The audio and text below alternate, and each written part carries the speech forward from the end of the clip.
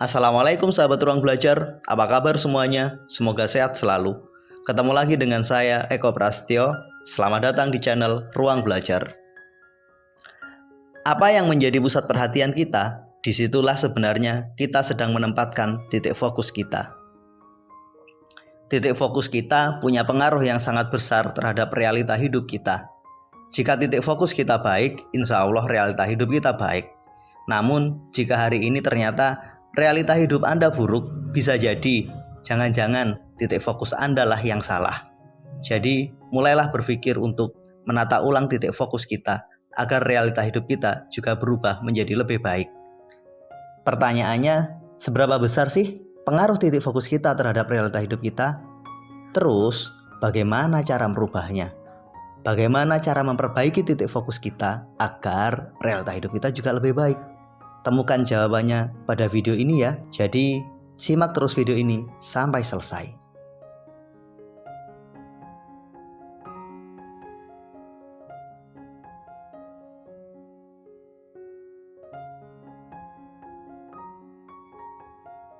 Sadar atau tidak, ketika kita sedang fokus pada hal-hal negatif, pada akhirnya realita-realita yang kita dapatkan juga negatif.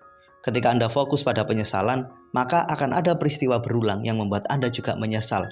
Ketika Anda selalu ragu, maka akan banyak hal yang Anda takutkan, yang Anda ragu dalam proses mengambil keputusan. Inilah pengaruh dari titik fokus.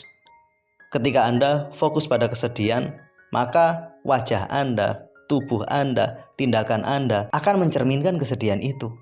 Anda akan terasa sangat berat untuk tersenyum. Semuanya terasa begitu tidak nyaman, seolah-olah hidup ini begitu tidak menyenangkan. Padahal bisa jadi kesedihan itu terjadi beberapa waktu yang lalu. Bisa jadi hari ini semuanya oke, karena fokus Anda pada kesedihan sehingga hal baik yang ada di depan Anda sikapi dengan kurang menyenangkan. Atau bisa jadi semua ketidakberuntungan yang Anda alami hari ini terjadi karena Anda terlalu fokus pada sisi kegagalan, kesialan yang pernah Anda alami di masa lalu dulu.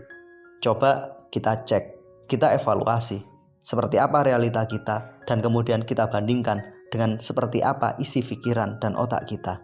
Agar semuanya menjadi lebih baik, tidak ada pilihan kecuali Anda mengubahnya. Anda mengubah titik fokus Anda hari ini juga.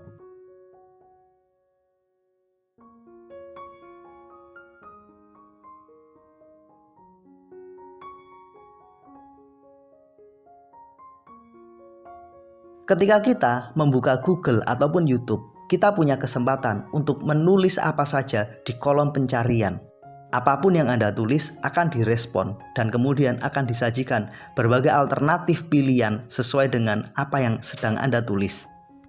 Ketika kita telah memutuskan untuk menulis satu kata kunci, maka Google ataupun YouTube akan memblokir alternatif kata kunci yang lain. Yang disajikan hanyalah yang berhubungan atau mirip atau sejenisnya. Ketika Anda menulis restoran terenak di Banyuwangi, maka tidak akan mungkin muncul baju paling bagus, tidak akan mungkin muncul kata-kata tentang mobil atau sejenisnya. Maka semua yang tersaji pasti terkait dengan restoran yang ada di kota Banyuwangi.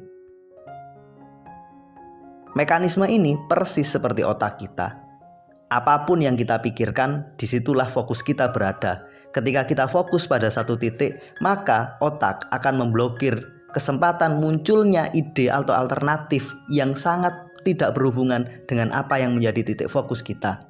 Kemudian otak akan menyajikan berbagai alternatif pilihan titik fokus lain yang berhubungan atau menguatkan. Ketika fokus Anda pada penyesalan, otak akan menyajikan berbagai hal yang patut Anda sesali, berbagai memori negatif yang mungkin akan membuat Anda semakin menyesal. Ketika Anda memperhatikan kegagalan yang pernah Anda alami, otak kita juga akan menyajikan berbagai data, berbagai peristiwa kegagalan yang pernah Anda alami.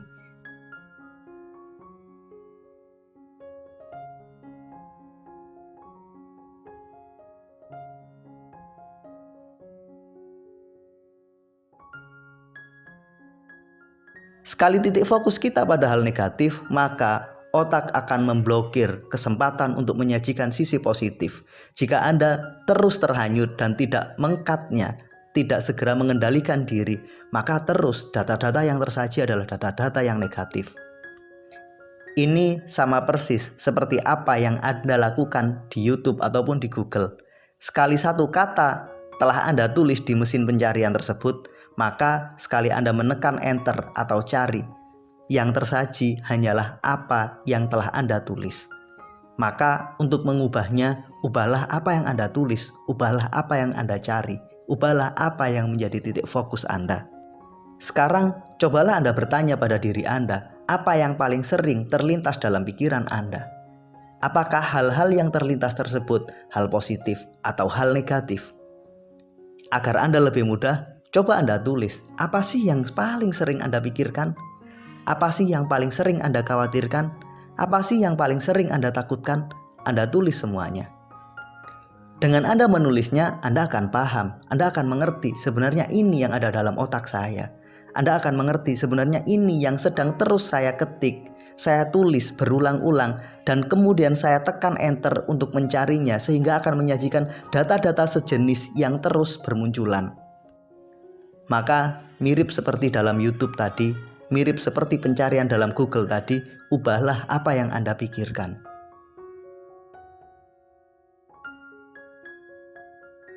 Setelah Anda menulis apa yang menjadi ketakutan Anda, apa yang menjadi beban Anda, coba Anda tulis apa yang menjadi keinginan Anda. Katakanlah Anda takut punya pasangan yang cerewet, Anda takut bisnis Anda gagal, maka tulis keinginannya. Saya ingin punya pasangan yang enak diajak komunikasi.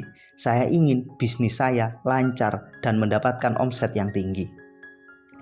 Setelah kita memahami apa yang menjadi keinginan kita, fokuslah di situ.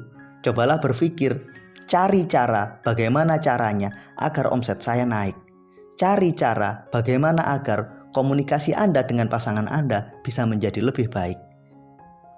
Pada fase ini kita telah melakukan perubahan fokus dari rasa takut menjadi rasa ingin.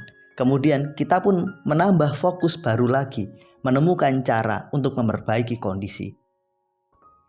Dengan kita berusaha untuk mencari cara menaikkan omset akan membuat Anda lebih fokus untuk belajar, membuat Anda lebih fokus pada hasil yang Anda inginkan, membuat Anda lebih fokus untuk terus memperbaiki diri. Maka pada titik ini, dengan mengubah fokus Anda secara perlahan, pikiran Anda pun berubah, pada akhirnya tindakan Anda pun berubah.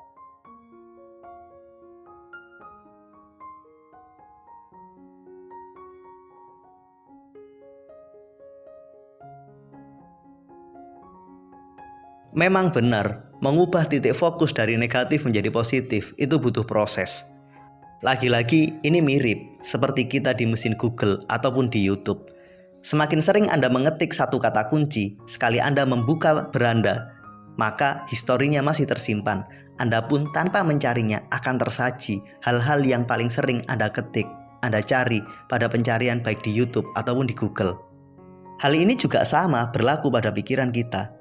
Ketika kita terlalu sering memfokuskan pada hal-hal negatif, maka dalam diam pun pikiran negatif akan datang berseliweran. Mirip seperti ketika Anda membuka YouTube, di beranda yang muncul adalah yang paling sering Anda cari. Untuk mengubahnya, kita cukup mengubah fokus kita. Di YouTube ataupun di Google, kita ketik kata kunci baru yang lebih positif. Kita lakukan beberapa kali, kita lakukan berulang-ulang. Maka secara otomatis pada akhirnya apapun yang kita buka di YouTube ataupun di Google, semuanya akan berubah. Hal yang sama tentunya harus kita gunakan pada pikiran kita. Kita harus sering menggunakannya untuk hal-hal yang lebih positif. Caranya, sampaikan pertanyaan-pertanyaan yang lebih positif. Sampaikan pertanyaan tentang cara bagaimana memperbaiki sebuah kondisi. Misalkan, jangan bertanya kenapa uang saya habis, tapi ubahlah menjadi bagaimana caranya agar uang saya tetap utuh. Jangan bertanya kenapa bisnis saya gagal, tapi ubahlah bagaimana caranya agar omset saya naik. Dengan memikirkan omset naik, kemudian kita bertanya bagaimana caranya, sejatinya kita sedang mengulang-ulang kata kunci positif dalam pikiran kita. Dengan demikian, kita berharap pada akhirnya otak kita terbiasa memfokuskan pada hal yang lebih positif.